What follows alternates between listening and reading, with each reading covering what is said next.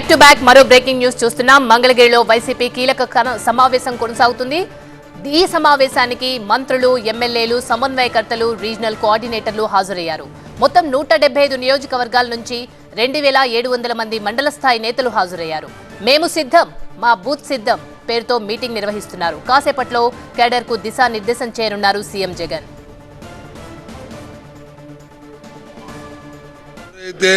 ప్రజలు ఎవరైతే సామాజిక పార్టీ కార్యకర్తలు ఉన్నారో వాళ్ళకి నాయకత్వానికి మధ్య ఉన్న సంధానకర్తల సమావేశం ఇది. ఉత్తరాంధ్రకు అభివృద్ధి చేశామా లేదనేది ఉత్తరాంధ్ర ప్రజలను అడుగు తెలుస్తుంది. ఏదైనా ఉత్తరాంధ్ర ప్రాంతంలో విశాఖపట్నంలో కానీ, శ్రీకాకుళంలో కానీ, విజయనగరంలో కానీ అభివృద్ధి జరిగిందంటే అది స్వర్గీయ రాజశేఖర రెడ్డి హయాంలో జరిగింది, మళ్ళీ ఇప్పుడు జగన్మోహన్ రెడ్డి హయాంలో జరుగుతుంది. దేంతో ఏ డిబేట్కి అయినా సరే వీఆర్ రెడీ. ఈ సమావేశం ఎన్నికల ముందు జరుగుతామన్న సమాయత్త సభ ఇది. ఎన్నికలకు సమాయత్తం కావాలని మా కేడర్కి అంతా కూడా సూచనలు ఇవ్వడం జరుగుతుంది. దాంట్లో ప్రధానంగా ముఖ్యమంత్రి గారు వారి సందేశాన్ని ఇస్తారు. మా లీడర్ జగనన్న సిద్ధం సభలతో రాష్ట్రం మొత్తం కూడా ఎన్నికల యుద్ధం ఆల్రెడీ స్టార్ట్ అయిపోయింది. ఆల్రెడీ ప్రజలతో మమేకమయ్యాం.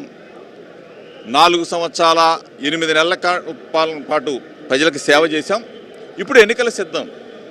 ప్రజలంతా కూడా one side war, YSR Congress పార్టీకి ఫ్యాన్ గుర్తుకు ఓటు వేయడానికి రెడీగా ఉన్న పరిస్థితులు ఈరోజు మనం చూస్తూ ఉన్నాం.